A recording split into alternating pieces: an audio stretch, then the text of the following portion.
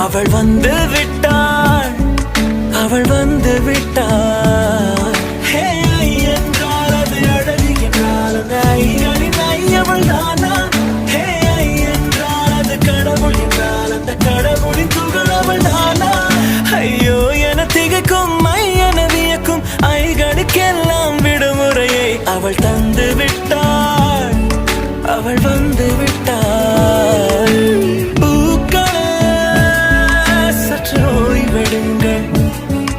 அவள் வந்து விட்டாள், அவள் வந்து விட்டாள்.